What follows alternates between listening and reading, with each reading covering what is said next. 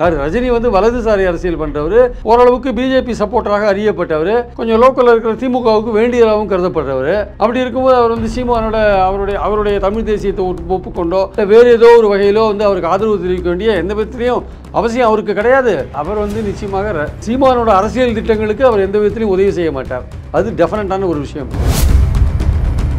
ஐயா ரஜினிகாந்த் அவர்கள் கட்சி ஆரம்பிச்சு வரப்போறாருன்றாங்க. தம்பி விஜய் படத்துல சொல்ற மாதிரி ஐ ஆம் வெயிட்டிங். நீ வந்து தமிழ்நாட்டை ஆள முடியாது, நீ தமிழனே கிடையாது. அவர் அண்ணாமலையெல்லாம் பாட்டு பாடினார், நான் தமிழ் பால் குடித்து வளர்ந்தேன்லாம் பாடினார், அதெல்லாம் எடுவில்லை. நீ தமிழனே கிடையாதுன்னு தானே சொன்னார். இன்றைக்கி எதுக்கு தமிழனே எல்லாம் ஒருத்தரை பார்த்து வாழ்த்து வாங்க போகிறீங்க? நீங்கள் அவர் சினிமாவில் ஒரு பெரிய ஆளாக இருக்கார் அப்படின்றதுனால போயிருக்கலாம் ஒரு வேளை. வேறு எந்த வகையில் நீங்கள் இப்போ போகிறீங்க? உங்களுக்கு என்னென்னா இன்றைக்கி நீங்கள் சிக்கல் இருக்கீங்க. சீமான் என்பவர் இந்த சிக்கலில் இருக்கிறார். தமிழனா மராட்டினாங்கிற சண்டைங்க 8% ஓட்டு வாங்கிட்டோன்றதுக்காக இவர் வந்து தன்னை வந்து என்ன பண்ணுறாரு, ஒரு பெரிய தலைவரோட ஈக்குவேட் பண்ணிக்கிறார். ஜெயலலிதா, எம்ஜிஆர் மாதிரியான தலைவர், அவங்களுக்குலாம் ஒரு செல்வாக்கு இருந்தது. அவங்க பிரச்சாரத்துக்கு போகாட்டி கூட ஓட்டு போடுற காலம்லாம் கூட இருந்தது. ஆனால் நீங்கள் அப்படிப்பட்ட தலைவராக உருவாயிட்டீங்களா? நீங்கள் தமிழ்நாட்டில் வந்து உங்களை முதலமைச்சராக கேண்டிடேட்டாக நிறுத்தி நீங்கள் ஒரு முதலமைச்சராக வந்திருக்கீங்களா? ஜெகன்மோகன் ரெட்டி பணம் வாங்கினார் அப்படின்னா இப்போ இங்கே என்ஃபோர்ஸ்மெண்ட் உள்ள நுழையணும். என்ஃபோர்ஸ்மெண்ட் உள்ள நுழையணும். நம்ம ஊர் ஏஜென்சி இருக்குல்ல, அது உள்ள நுழையணும். அது உள்ள நுழையாது. இப்போ அமெரிக்கன் ஏஜென்சி இருக்குல்ல, அவங்க தான் வந்து இதை பார்க்குறாங்க. அவங்க உற்பத்தி பண்ணுற மின்சாரத்தை வாங்குறது அந்த ஏஜென்சி எல்லாம் central government, solar energy corporation of India, அவங்க தான் ரெகுலேட் பண்ணுறாங்க. அப்போ நீங்கள் அதில் கை வச்சிங்கன்னா இல்லை, அவர் வந்து இந்த சஸ்பென்ஸை வளர்த்துட்டே போகிறது அவருக்கு நல்லதில்லை. திமுக இப்போ பேசாமல் தான் இருப்பாங்க. எலெக்ஷன் நெருக்கத்தில் அவங்க எப்படி டீல் பண்ணுவாங்கன்னு சொல்ல முடியாது. அப்போ இப்போ அவரை எப்படி தான் நம்ம கொஸ்டின் பண்ணுறாங்க? உங்களுக்கு அம்பேத்கர் முக்கியமா, திமுக முக்கியமான்னு? அம்பேத்கர் புக்கு முக்கியமா, திமுக முக்கியமா? திமுகவை ஒழிக்கணும்னு ஒருத்தர் கட்சி ஆரம்பிக்க வந்திருக்காரு. அழிக்கணும்னு ஒருத்தர் அது ஸ்டாலின் சொல்கிற மாதிரி அழிக்கணும்னு ஒருத்தர் கட்சி ஆரம்பிக்க வந்திருக்காரு. புதுசாக வராங்கன்னு சொல்கிறாருல்ல, ஒருவர்களும் திமுக அது விஜய் தான் சொல்கிறாரு அவர். அப்படி இருக்கும்போது அவரோட நீங்கள் விழாவில் கலந்துனீங்கன்னா, ஆனால் திருமாவளவன் தெளிவாக இருக்காரு.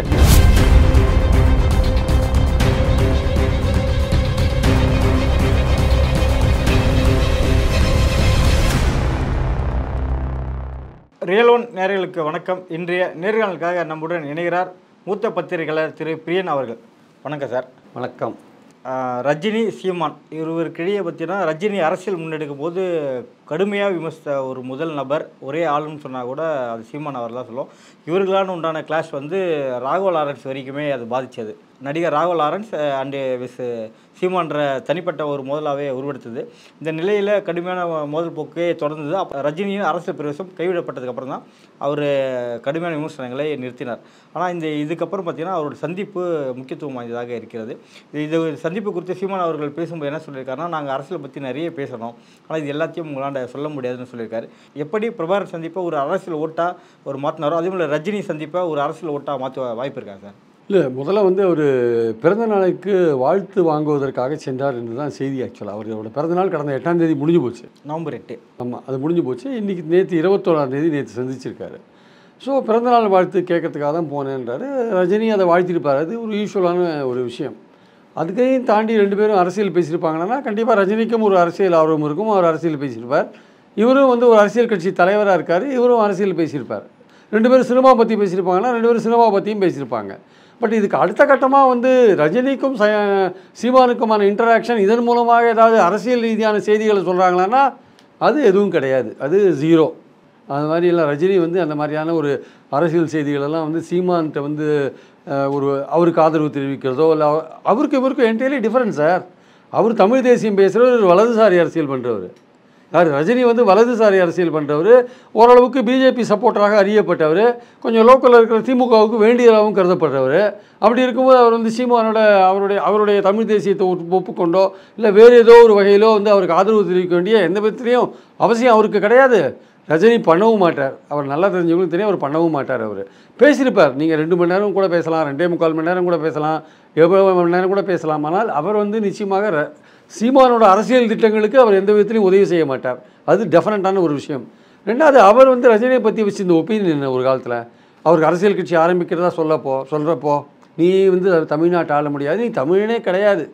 அவர் அண்ணாமலையெல்லாம் பாட்டு பாடினார், நான் தமிழ் பால் குடித்து வளர்ந்தேன்லாம் பாடினார், அதெல்லாம் எடுவில்லை. நீ தமிழனே கிடையாதுன்னு தானே சொன்னார். இன்றைக்கி எதுக்கு தமிழனே அல்லாத ஒருத்தரை பார்த்து வாழ்த்து வாங்க போகிறீங்க நீங்கள்? அவர் ஒரு சினிமாவில் ஒரு பெரிய ஆளாக இருக்கார் அப்படின்றதுனால போயிருக்கலாம் ஒருவேளை. வேறு எந்த வகையில் நீங்கள் இப்போ போகிறீங்க? உங்களுக்கு என்னென்னா இன்றைக்கி நீங்கள் சிக்கல் இருக்கீங்க. சீமான் என்பவர் இன்று சிக்கலில் இருக்கிறார். என்ன காரணம்? அவருடைய கட்சியிலேருந்து பல மாவட்ட தலைவர்கள் விலகி போயிட்டே இருக்காங்க. அவர் கட்சியிலேருந்து பல பேர் வந்து விஜய்கிட்ட போயிட்டே இருக்காங்க. அவர் வந்து கட்சிக்காரங்களெல்லாம் வந்து சரியாக நடத்தலைன்ற ஒரு விஷயம் இருக்குது. அவர் குருவி மாதிரி 8% ஓட்டை சேர்த்து வச்சுருக்காரு. அது வரப்போகிற 26 எலெக்ஷனில் அது நீடிக்குமா இருக்குமான்னு தெரியல. அவர் போகிற இடத்துல பல்வேறு ஜாதிகளை வேற பகைச்சிட்டு இருக்காரு. அருந்ததியரை பகைச்சிக்கிறாரு, முக்குலத்தோரை பகைச்சிக்கிறாரு. ஆனால் சில பேர் கணக்கு சொல்கிறாங்க, அந்த வாணியர் ஓட்டு வரும், நாயக்கர் ஓட்டு வரும், நாயுடு ஓட்டு வரும்னு சில பேர் ஒரு கதையை ஊதி விட்றாங்க. ஆனால் இவர் பெரும்பான்மை ஜாதிகளை வந்து பகைச்சிக்கிறாருன்றதை நம்ம பார்க்குறோம் நம்ம. அதனால் இவரே வந்து ஒரு குழப்பத்தில் இருக்கார். இவருக்கு விஜயோட வேற சண்டை போட்டார். என் தம்பி விஜய், பாசத்துக்குரிய தம்பி விஜய், அவர் வந்து நல்ல அரசியல் கட்சி நடத்துவார், அண்ணன் நான் வழிகாட்டுவேன்லாம் சொன்னார். கடைசியில் அவர் திராவிடமும் தமிழ் தேசியமும் இரு கண்கள் சொன்னோடனே இவர் காத்திறங்கின பலூன் மாதிரி போயிட்டார் சீமான். அது மட்டுமா சொன்னார், பெரியார் என் வழிகாட்டி அப்படின்னு சொல்லிட்டாரு. அதில் வேற ஒரு கோவம் வந்துருச்சு. என்னடா நம்ம பெரியாரை எழுத்துட்டு இருக்கோம், நம்ம பெரியாரோட திராவிட அரசியல் எழுத்துட்டு இருக்கோம், என்னடா பெரியாரை வழிகாட்டியாக சொல்கிறாரு அப்படின்னு சீமானுக்கு அது வேற ஒரு கோவம்.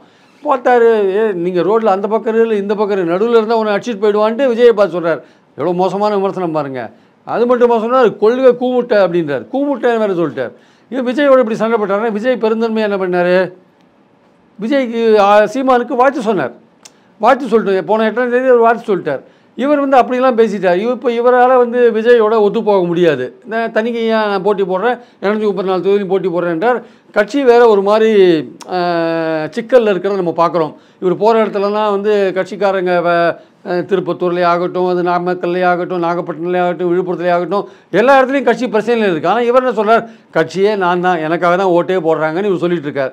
அப்போ கீழே உழைக்கிறவங்களே தேவையில்லையா? ஓட்டு எப்படி பூத் கமிட்டியில் யார் உட்காருவாங்க, யார் பிரச்சாரம் பண்ணுவாங்க, அதை பற்றிலாம் அவருக்கு கவலையே இல்லை. எனக்காக தான் ஓட்டு போடுறாங்கன்னு இவர் வந்து 8% ஓட்டு வாங்கிட்டோன்றதுக்காக இவர் வந்து தன்னை வந்து என்ன பண்ணுறாரு, ஒரு பெரிய தலைவரோட ஈக்குவேட் பண்ணிக்கிறார். ஜெயலலிதா, எம்ஜிஆர் மாதிரியான தலைவர், அவங்களுக்குலாம் ஒரு செல்வாக்கு இருந்தது. அவங்க பிரச்சாரத்துக்கு போகாட்டி கூட ஓட்டு போடுற காலம்லாம் கூட இருந்தது. ஆனால் நீங்கள் அப்படிப்பட்ட தலைவராக உருவாகிட்டீங்களா? நீங்கள் தமிழ்நாட்டில் வந்து உங்களை முதலமைச்சராக கேண்டிடேட்டாக நிறுத்தி நீங்கள் ஒரு முதலமைச்சராக வந்திருக்கீங்களா? அப்படி வந்தீங்கன்னா நீங்கள் ஒரு பாப்புலர் லீடர். வெறும் 8% ஓட்டு 1, 3, 5, 8ன்னு வந்திருக்கீங்க நாளை தேர்தலில். அதை நீங்கள் மேலே கொண்டு போகணும்னு பார்க்குறீங்க. ஆனால் நீங்கள் கட்சியை நடத்துகிற விதம் சரியில்லை. ஸோ விஜய் கூட தகராறு, கட்சியில் பிரச்சனை, ஒரு குழப்ப நிலையில் இருக்கிற சீமான் ரஜினியை போய் அப்பாயின்மெண்ட் கிடச்சோன்னு பார்க்குறாருன்னா இது வந்து தலைப்பு செய்திக்காக நடத்துகிற ஒரு விஷயங்கள். ஹெட்லைன் கேட்சிங்னு ஆங்கிலத்தில் சொல்லுவாங்க. இன்றைக்கி சேனலில் பேப்பரில் எல்லாம் வருது இல்லையா? ஸோ ஒரு பாசிட்டிவான செய்தி, நம்மளை பற்றி நெகட்டிவாகவே போயிட்டுருக்கு, சீமானை பற்றி நெகட்டிவாகவே போயிட்டுருக்கு இல்லையா? ஸோ ஒரு பாசிட்டிவான ஒரு செய்தி வரட்டும், நம்ம ஒரு சந்திப்பை நடத்தலாம். ரஜினி கூட ஏற்கனவே கேட்டிருப்பாங்க, அது கரெக்டாக இந்த இடத்துல ஒர்க் அவுட் ஆகவே போய் சந்திச்சிட்டாரு. ஒரு ஹெட்லைன் கேட்சிங் அல்லது தலைப்புச் செய்திக்கான இடம் பிடிக்கிற ஒரு விஷயமாக தான் சந்திப்பு நடந்திருக்கு. இதன் மூலமாக ரஜினிக்கும் சீமானுக்கும் எந்த விதமான ஒரு அரசியல் தொடர்போ எதுவுமே இருக்கிறதுக்கான வாய்ப்புகளும் கிடையாது. ரஜினியோட அரசியலை சீமானோட அரசியலை ரஜினி என்றைக்கும் ஆதரிக்க போவதும் இல்லை என்பது என் கருத்து.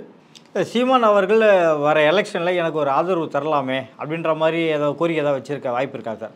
அப்படியே அவர் கோரிக்கை வைக்காவிட்டாலும் இந்த புகைப்படத்தை வைத்து எப்படி பிரபாகரன் புகைப்படத்தை வைத்து ஒரு வாக்கு பெற்றாரோ அப்புறம் ரஜினி புகைப்படத்தை வச்சு ஓட்டு வாங்க வாய்ப்பு ஏதாவது இருக்குமா?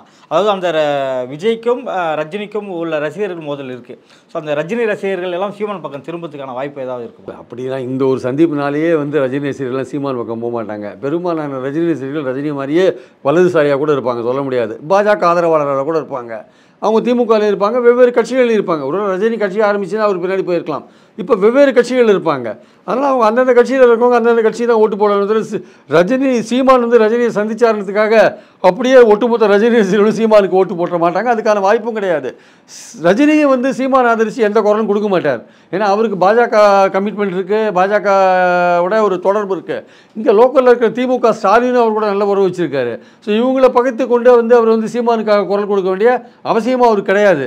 அவருக்கு என்ன நெசரி மறைவில் ஏதாவது கொடுக்கலாம்ல சார்? எப்படின்னா விஜய் சமாளிக்கிறதுக்காக எப்படியாவது எனக்கு ஆதரவு கொடுங்கன்னு சொல்லிட்டு ஒரு நிபந்தனையாக கூட சீமான் வைக்க வாய்ப்பு இருக்குல்ல? அந்த மாதிரி நிபந்தனைகள்லாம் ரஜினி ஏற்றுக்க மாட்டார் ஆக்சுவலாக வந்து. ஏன்னா இப்போ இருக்கிற சூழலில் அவர் வந்து பாஜக ஆதரவாளர்னு தெரிஞ்ச விஷயம் ரஜினி. அவர் போய் சீமான் நேரடியாக பாஜகவுக்கு எதிர்ப்பாளர். சீமான் பாஜகவை எதிர்க்கிறவர், கடுமையாக எதிர்க்கிறவர். ரஜினி வந்து ஓரளவுக்கு வலதுசாரி அரசியல், பாஜக ஆதரவாளர். அவரை போய் நீங்கள் சந்தித்து நீங்கள் ஆதரவு கேட்டிங்கன்னா அவர் எப்படி சார் தருவார்? எந்த வித நேர்முகமாகவோ மறைமுகமாகவோ எந்தவித ஆதரவையும் சீமானுக்கு ரஜினி தரமாட்டார் என்பது என் கருத்து. விஜயோட ஒரு ரெண்டாவது சார், சீமான் விஜய் ஃபைட்டுன்றது வந்து இப்போ மெயின் பிளேயர் தமிழ் அரசியலில் மெயின் பிளேயர்ஸ் யார், முக்கியமான பிளேயர் யார்? திமுக, அதிமுக. அதுக்கப்புறம் தான் நீங்கள் மற்ற கட்சிக்கு வரீங்க. அதிமுக பலம் இல்லாமல் இருந்தால் கூட 20% ஓட்டோடு இருக்குன்ற ஒரு விஷயம் இருக்குது இல்லையா? அப்போ விஜய்க்கு என்ன ஓட்டு இருக்குன்னே நமக்கு தெரியாது. அப்போ அடுத்த பிளேயர் யார்? இவங்கெல்லாம் வந்து சப்சிடரி பிளேயர்னு ஆங்கிலத்தில் சொல்லுவாங்க. அதாவது சைடு கேரக்டர் மாதிரி தான் இருக்காங்க. விஜய் வந்து பலமே தெரியாத ஒரு இடத்துல அவர் இருக்கார். சீமான் 8%ஓடு இருக்கார். இவங்க எந்த விதத்துலையும் திமுக அதிமுகவுக்கு ஈக்குவலாக போட்டியாக வரதுக்கான வாய்ப்புகள் தற்சமயத்துக்கு தெரியல. ஒருவேளை விஜய் எப்படி அடுத்த 12 மாதத்தில் வரப்போகிறான்னு நமக்கு தெரியாது. இன்றைக்கி தேதியில் அந்த மாதிரி தெரியல. அப்போது ரஜினி என்ன பார்ப்பார்?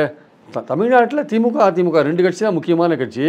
அதை விட்டுட்டு சைடில் இருக்கிற 2 கட்சிகள் சீமானையும் விஜயும் நம்ம அவங்க 2 பேருக்குள்ளே ஏதோ ஒரு போட்டி நடந்தா அதில் எதுக்கு நம்ம தலையிடணும்னு நினைக்கலாம் இல்லையா? அதில் போய் இது வந்து சைடு இஷ்யூ. அது ஆக்சுவலாக மெயின் இஷ்யூ கிடையாது. திமுக அதிமுக 2 கட்சிக்கு நடுவில் ஒரு ஸ்டாண்ட் எடுக்கிறது வேறு.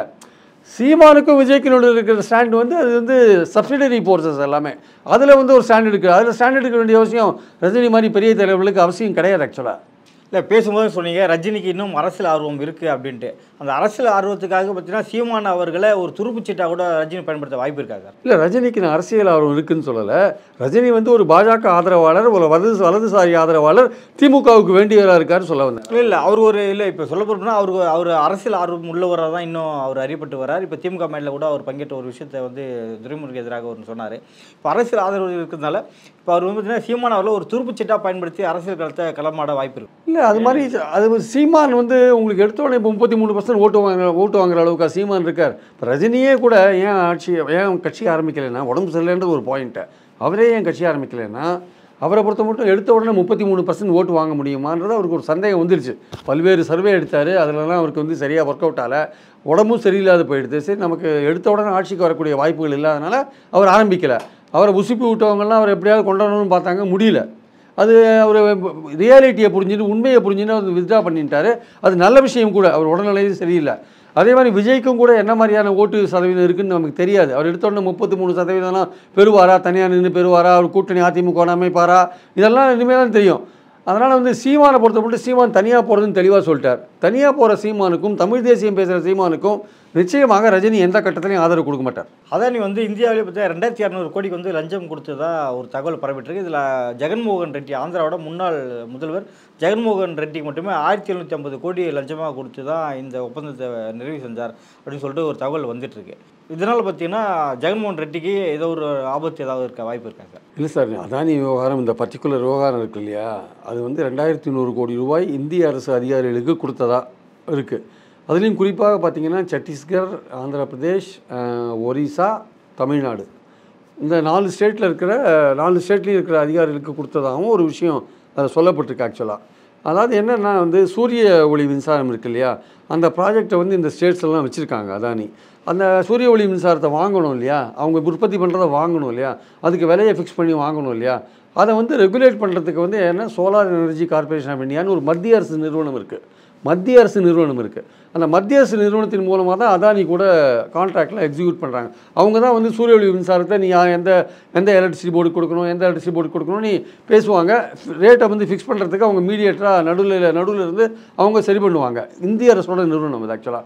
அதான் தமிழ்நாடு கவர்மெண்ட் சொல்லியிருக்காங்க, எங்களுக்கும் அதானிக்கும் எந்த விதமான சம்பந்தம் இல்லை, நாங்கள் நேரடியாக சோலார் எனர்ஜி கார்பரேஷன் ஆஃப் இந்தியாவோட தான் நாங்கள் வந்து டீல் பண்ணுறோம் அப்படின்னு சொல்லிட்டாங்க. அப்படின்னா வந்து அதானி வந்து டைரெக்டாக ஸ்டேட் கவர்மெண்ட்டோட டீல் பண்ணியிருக்க மாட்டாரான்னா அப்படிலாம் சொல்ல முடியாது. எல்லா ஸ்டேட் கவர்மெண்ட்டோடய அவர் டைரெக்டாக கூட டீல் பண்ணியிருப்பார். மத்திய அரசு நிறுவனம் வந்து ஏற்பாடு பண்ணால் கூட அவர் எல்லா மாநில அரசு நிறுவனங்களோடலாம் டீல் பண்ணி தான் இருப்பார். ஏன்னா அவங்க தான் வாங்க போகிறாங்க. ஸோ அங்கே இருக்கிற எலக்ட்ரிசிட்டி போர்டு அஃபீஷியல்ஸோடலாம் அவர் கான்ட்ராக்டில் தான் இருப்பார். ஆனால் இந்த கொடுக்கப்பட்டது உண்மையாக பொய்யா அமெரிக்கன் கோர்ட்டில் வந்து அதை ஃபைல் பண்ணியிருக்காங்க. அமெரிக்காவோட நியூயார்க்கோட ஃபெடரல் கோர்ட்டில் அது கேஸ் ஃபைல் ஆகிருக்கு. ஆக்சுவலாக ஏன் ஃபைல் ஆகிருக்கு அப்படின்னா, அமெரிக்காவில் நீங்கள் இன்வெஸ்ட்மெண்ட்ஸ் வாங்குறீங்க இல்லையா, அந்த வாங்கின பணத்தை வந்து நீங்கள் வந்து உங்கள் கம்பெனியில் அதானி எனர்ஜியில் இன்வெஸ்ட் பண்ணுறதுக்கு, சோலார் எனர்ஜியில் இன்வெஸ்ட் பண்ணுறதுக்கு பதிலாக நீங்கள் அதில் முக்கால்வாசி பணத்தை லஞ்சமாக கொடுக்குறீங்கல்ல, அது வந்து சட்டவிரோதமான ஒரு விஷயம் அமெரிக்காவில். எங்கள் நாட்டு ஆட்கள்கிட்ட நீங்கள் தவறாக வாங்கி பணத்தை வாங்கி தவறாக மிஸ்யூஸ் பண்ணுறீங்கல்ல, அதுதான் அங்கே பிரச்சனை. அதுதான் வந்து அந்த பத்திரங்கள் அந்த பத்திரங்கள் கோர்ட் ஒன்று இருக்குது, பத்திரங்கள் அந்த ஆணையம் ஒன்று இருக்குது. அந்த இப்போ அமெரிக்காவில் வந்து மறுபடியும் வந்து $600 மில்லியன் பணம் பப்ளிக்கிட்ட வந்து பணம் வாங்குறதுக்கு ட்ரை பண்ணி ஒரு பத்திரங்கள்லாம் வெளியிட்டிருக்காரு அதானி. அதை இப்போ நேற்று ரத்து பண்ணிட்டார். ஸோ அப்படி இருக்கும்பொழுது அங்கே இன்வெஸ்டர்ஸை வந்து தவறாக நீங்கள் கைட் பண்ணி பணத்தை கொண்டாந்து இங்கே இந்திய அதிகாரிகளுக்கு கொடுத்த விஷயம் இருக்குல்ல, அதுக்கு தான் இந்த பிடி வாரண்ட்லாம் இப்போ போட்டிருக்காங்க. ஆக்சுவலாக வந்து அந்த விஷயம் ஏற்கனவே அதானி மேலே பல்வேறு குற்றச்சாட்டுகள் இருக்குது. இது வந்து ரொம்ப சீரியஸான ஒரு குற்றச்சாட்டு. இது இந்த அமெரிக்காவில் இப்போது கோர்ட்டில் நியூயார்க் ஃபெடரல் கோர்ட்டில் ஃபைல் பண்ணிருக்கிறது ரொம்ப சீரியஸான ஒரு குற்றச்சாட்டு. இதை வந்து இங்கே இருக்கிற Modi, as long as Modi இந்தியாவில் இருக்கிறவரையும், இந்திய அரசு பிரதமராக இருக்கிறவரையும் அதானி மேலே எந்த ஒரு விதமான நடவடிக்கையும் எடுக்கிறதுக்கு வாய்ப்பு இல்லை. இதுக்கு முன்னாடி ஹிண்டன்பர்க் எக்ஸ்போஸ் பண்ணாங்க. இதுக்கு முன்னாடி இந்த மாதிரியான ஒரு கார்ப்பரேட் மோசடியை பற்றி ஆய்வு செய்கிற ஒரு நிறுவனம் OCCTPன்னு ஒன்று இருக்குன்னு நினைக்கிறேன். அவங்க சொன்ன விஷயங்கள்லாம் போயிருக்கு. அதானி எந்தெந்த விதத்தில் முறைகேடுகள்லாம் பண்ணிருக்காருன்னு இந்த ஹிண்டன்பர்க்கும் சொல்லியிருக்கு, OCCTPயும் சொல்லியிருக்காங்க. ஆனால் இதிலெல்லாம் வந்து இந்த அதே மாதிரி செபி என்கிற அமைப்பு இந்த பங்கு மார்க்கெட் வர்த்தகத்தை ரெகுலேட் பண்ணுறது, அதில் இருக்கிற தலைவரே வந்து அதானியோட நிறுவனங்களில் ஒரு அவங்களுக்கு ஒரு இது இருக்குது, அதில் ஹோல்டு இருக்குது அப்படின்னு ஒரு விஷயம் இருக்குது, கான்ஃப்ளிக்ட் ஆஃப் இன்ட்ரெஸ்ட்னு சொல்லுவாங்க. அதையே வந்து இந்த சரியாக விசாரிக்கலை. செபியை கூப்பிட்டு வந்து PSC விசாரிக்க முடியல, பாராளுமன்ற அந்த கூட்டுக்குழு விசாரிக்க முடியல. ஸோ இந்த மாதிரிலாம் இருக்கும்போது ஆஸ் லாங் அஸ் மோடி இருக்கிற வரையும் அதானி மேலே நீங்கள் எந்த விதமான நடவடிக்கை எடுக்க முடியாது. அதனால் நியூயார்க் கோர்ட்டில் இப்போ நடக்கிற விஷயம் எந்த அளவுக்கு இது இப்போ ட்ரம்ப் வேறு அடுத்தது ஆட்சிக்கு வேறு ஒரு மோடியோட ஃப்ரெண்டாக வேறு இருக்கார். ஸோ எந்த விதத்தில் அதானி மேலே ஃபர்தராக நியூயார்க் ஃபெடரல் கோர்ட்டில் நடவடிக்கைகள் போகுன்றது அது கேள்விக்குறியான விஷயமாக தான் நான் பார்க்குறேன். இல்லை, இந்த குற்றச்சாட்டு நிரூபிக்கப்பட்டால் ஜெகன்மோகன் ரெட்டி கைதாக வாய்ப்பு இருக்குமா? இந்த குற்றச்சாட்டு அங்கே தாங்க இது அதானி கொடுத்ததுக்கு இப்போ அதானிக்கு வேறு தான் பிடி வாரண்ட்டு, இங்கே இருக்கிறதுக்கு தனியாக பண்ணணும். இங்கே அதான் இங்கே சந்திரபாபு நாயுடு தான் இருக்கார் இல்லையா? இப்போ சந்திரபாபு நாயுடு இப்போ கேஸ் போட வாய்ப்பு இருக்குல்ல சார்? இல்லை இப்போ அதான் இப்போ ஜெகன்மோகன் ரெட்டி பணம் வாங்கினார் அப்படின்னா இப்போ இங்கே என்ஃபோர்ஸ்மெண்ட் உள்ள நுழையணும். என்ஃபோர்ஸ்மெண்ட் உள்ள நுழைய நம்ம ஊர் ஏஜென்சி இருக்குல்ல, அது உள்ள நுழையணும். அது உள்ள நுழையாது. இப்போ அமெரிக்கன் ஏஜென்சி இருக்குல்ல, அவங்க தான் வந்து இதை பார்க்குறாங்க. அவங்க வந்து அதானி அங்கே வாங்கின பங்குகளை அதானி இங்கே வந்து முறைகேடாக வந்து லஞ்சம் கொடுக்கறதுக்கு பயன்படுத்தினார்ன்ற விஷயம் இருக்குல்ல, இதுதான் அவங்க பார்க்குற விஷயம். இங்கே இருக்கிற ஜெகன்மோகன் ரெட்டியோ இல்லை XROயோ வேற ஒரு மந்திரியோ வாங்கினதை பற்றி அமெரிக்கா கவலைப்பட மாட்டாங்க. ஆனால் அதை பற்றி கவலைப்பட வேண்டியது இங்கே இருக்கிற என்ஃபோர்ஸ்மெண்ட்டும் இங்கே இருக்கிற CBIயும். ஆனால் அப்போ அதானி சம்மந்தப்பட்டிருக்கிறதுனால அதை வந்து பண்ண மாட்டாங்க. ஏன்னா மோடி தானே பிரதமராக இருக்கார். எப்படி என்ஃபோர்ஸ்மெண்ட் அதானியை பற்றி விசாரிக்கும், இல்லை ஜெகன்மோகன் ரெட்டியை பற்றி எப்படி அதானி கொடுத்ததா சொல்லப்படுற விஷயத்தை அப்போ அதானியும் கூப்பிட்டு விசாரிக்கணும்ல, அதெல்லாம் பண்ணுவாங்களான்றது சந்தேகத்துக்குரிய ஒரு விஷயம். ஸோ அதனால் மொத்தத்தில் வந்து இந்த விஷயம் வந்து தற்சமயத்துக்கு அதானி நிறுவன பங்குகள் வீழ்ச்சியில் முடிஞ்சிருக்கு. 2 லட்சம் கோடி அவருக்கு நேற்று மட்டும் நஷ்டமாயிருக்கு அதானி நிறுவனங்களுக்கு. அது பங்கு மார்க்கெட்டில் அவரோட பங்குகள்லாம் கீழே விழுந்துருக்கு. ஆக்சுவலாக நம்ம LIC நம்ம பணம்லாம் இப்போ LICயில் ப்ரீமியமாக போடுறோமே, அதில் 12,000 கோடி அதானி கொடுத்துருக்காங்க. அதுலேயே LICக்கும் 12,000 கோடி நஷ்டம். எப்படி பாருங்க, கிட்டத்தட்ட 2.25 லட்சம் கோடி ரூபா அதானிக்கு கடன் கொடுத்து வச்சுருக்காங்க நம்ம இந்தியன் கவர்மெண்ட்டு. ஏன்னா ஒன்றுமே இல்லாதவங்க பாருங்க, அதனால் கடன் கொடுத்து வச்சுருக்காங்க. அதில் வாங்கி தான் அவெல்லாம் பிஸ்னஸ்லாம் பண்ணிட்டு இருக்காரு அந்த ஆள். அதில் ஊழல் பண்ணுறது அங்கே அமெரிக்காவில் பணத்தை திரட்டி இங்கே இந்தியாவில் இருக்கிற அதிகாரிகளுக்கு பணம் கொடுத்து திட்டங்களை வாங்குறது, எலக்ட்ரிசிட்டியை வாங்குறது, சூரிய ஒளி மின்சாரத்தை வாங்குறது. நம்ம ஊர் ராமநாதபுரம் கமுதியில் 648 மெகாவாட் உற்பத்தி பண்ணுறாங்க அதானி. அதை வந்து ஜெயலலிதா ஆட்சி காலத்தில் 17 ரூபாய்க்கு வாங்கினாங்க ஒரு யூனிட்டு. இப்போ திமுக ஆட்சியில் வந்து அது ₹2.31 வாங்குறதா செந்தில் பாலாஜி நேற்று சொல்லியிருக்கார். அது எவ்வளோ தூரம் இதுன்னு நமக்கு தெரியாது. ஆனால் இப்போ என்ன பிரச்சனைனா, அவங்க உற்பத்தி பண்ணுற மின்சாரத்தை வாங்குறது அந்த ஏஜென்சியெல்லாம் central government, solar energy corporation of India, அவங்க தான் ரெகுலேட் பண்ணுறாங்க. அப்போ நீங்கள் அதில் கை வச்சிங்கன்னா அது கவர்மெண்ட் ஆஃப் இந்தியா மேலே கை வைக்கிற மாதிரி. அது இந்தியாவில் இருக்கிற ஏஜென்சி கை வைப்பானா? என்ஃபோர்ஸ்மெண்ட் கை வைக்குமா? இதெல்லாம் ஒரு கேள்விக்குரிய. அதனால் இந்த அமெரிக்கன் கோர்ட்டு எந்த விதத்தில் ப்ரொசீட் பண்ண போகிறதுன்றதை பொறுத்து இருந்தால் பார்க்கணும். டிசம்பர் 6 அம்பேத்கர் பற்றிய ஒரு புத்தக வெளியீட்டு விழாவில் நான் இன்னும் கலந்ததை பற்றி முடிவெடுக்கலை, இது பின்னர் அறிவிக்கப்படும் சொல்லிட்டு தொல் திருமாவளவன் அவர்கள் சொல்லியிருக்காரு. இன்னும் அந்த புத்தக வெளியீட்டு விழாவில் கலந்துக்கிறதுக்கு ஏன் இன்னும் அது காலதாமதம் சார்? ஒரு முடிவு வந்து ஈஸியாக சொல்லிட்டு போகலாம் இல்லையா?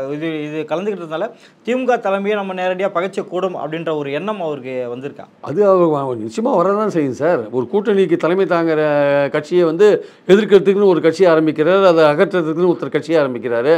அந்த கட்சி தலைவர் கலந்துக்கிற விழாவில் அந்த கூட்டணியில் இருக்கிற ஒரு கட்சியை போய் கலந்துட்டா கூட்டணிக்கு தலைமை தாங்குகிற கட்சியை அதை வேடிக்கை பார்த்துட்டு இருப்பாங்களா? இங்கே தமிழ்நாட்டு அரசியல்ன்றது சும்மா அதோ ஒரு பெரிய ஒரு என்ன சொல்கிறது, இது இங்கே வந்து எல்லாமே அரசியல். இங்கே துக்க வீடும் அரசியல், திருமண வீடும் அரசியல், இங்கே எல்லாமே அரசியல் தான் இங்கே. அதனால் வந்து இங்கே வந்து நான் ஒரு தலைவரோட புத்தக வெளியீட்டு தான் கலந்துனேங்க, இதுக்கும் அரசியலுக்கும் சம்மந்தம் இல்லைன்னு நீங்கள் சொல்ல முடியாது. இங்கே every thing will be looked into as politics. அங்கே நீங்கள் போகிறீங்க, விஜயோட போகிறீங்க, விஜய் தமிழ்நாட்டில் சட்டம் ஒழுங்கு சரியில்லைன்னு பேசிட்டான்னு வச்சுக்கோங்க, நீங்கள் என்ன பதில் சொல்லுவீங்களா அதுக்கு? நீங்கள் அதுக்கு பதில் சொல்லுவீங்களா? என்ன நிலைமை ஆகும்? இல்லை வர கூட்டத்தில் ஒரு க்ரௌடு திமுக ஆட்சி ஒழிக, இல்லை திமுக ஆட்சியை பற்றி ஏதோ சொல்லிட்டாங்க, கத்திட்டாங்க வச்சுக்கோங்க, அதுவே வேறு யாராவது செட்டப் பண்ணியே 4 பேரை நிற்க வச்சு கத்த வச்சான் வச்சுக்கோங்க, அப்போ திருமாவளவன் என்ன பண்ணுவார்? அப்போ கலந்துக்கல ஒரு முடிவு. நேற்று வந்து ஒரு செய்தி வந்து அவர் கலந்துக்கிற மாதிரி இல்லைன்ற மாதிரி ஒரு செய்தி வந்து ஒரு இன்னைக்கு பேசினா பின்னர் அறிவிக்கப்படும் தான் சொல்லிட்டு. இல்லை, அவர் வந்து இந்த சஸ்பென்ஸை வளர்த்துட்டே போகிறது அவருக்கு நல்லது இல்லை. அவருக்கு நல்லது இல்லை. திமுக இப்போ பேசாமல் தான் இருப்பாங்க. எலெக்ஷன் நெருக்கத்தில் அவங்க எப்படி டீல் பண்ணுவாங்கன்னு சொல்ல முடியாது. இல்லை இந்த காலதாமதம் கூட எதனால சார்? இல்லை, கலந்துக்கல சொல்லிட்டு உடனே சொல்லிடலாம், இல்லை நான் கலந்துக்கல அப்படின்னு சொல்லிட்டு அதாங்க. அப்போ இப்போ அவரை எப்படி தான் நம்ம கொஸ்டின் பண்ணுறாங்க, உங்களுக்கு அம்பேத்கர் முக்கியமாக திமுக முக்கியமான்னு? அம்பேத்கர் புக்கு முக்கியமாக திமுக முக்கியமா?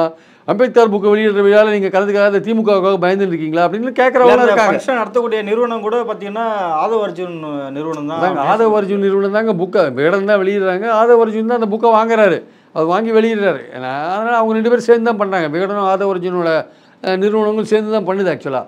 ஸோ இப்படி இருக்கும்போது அவர் ஒரு முடிவு எடுக்கணும். இப்போ அவர் வந்து இந்த மாதிரி விஷயங்கள் கலந்துட்டா என்ன ஆகும்னா அங்கே பிரச்சனையாகும், திமுக கூட்டணியில் பிரச்சனையாகும்.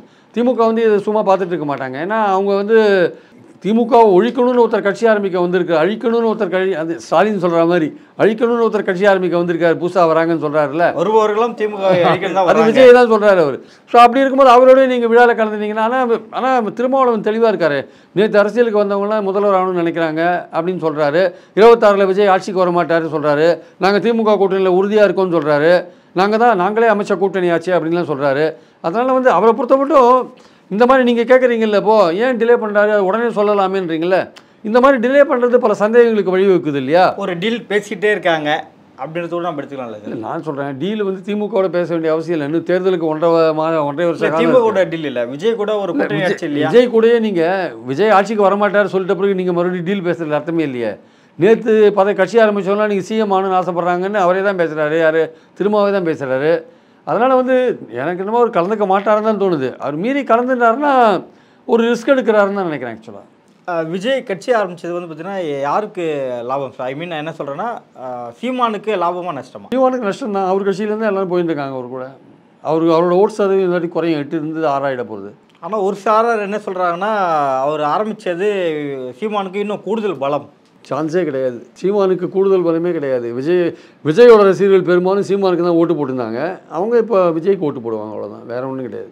அது வந்து சீமான் ஒத்துக்க மாட்டார். ஆனால் அதான் உண்மை. அது வந்து 2026 கலாம் முடிவில் தெரிஞ்சிடும். ஆமாம், கண்டிப்பாக தெரிஞ்சிடும். சீமான் ஒத்துக்க மாட்டார், அது உண்மை. விஜயோட ரசிகர்கள் பெரும்பாலும் வந்து சீமானுக்கு ஓட்டு போட்டிருந்தாங்க. அவங்க இப்போ விஜய் கட்சி ஆரம்பிச்சதுனால அவருக்கு ஓட்டு போடுவாங்க. நடப்பு அரசியல் குறித்து பல்வேறு கருத்தில் இப்போது மிக்க நன்றி சார்.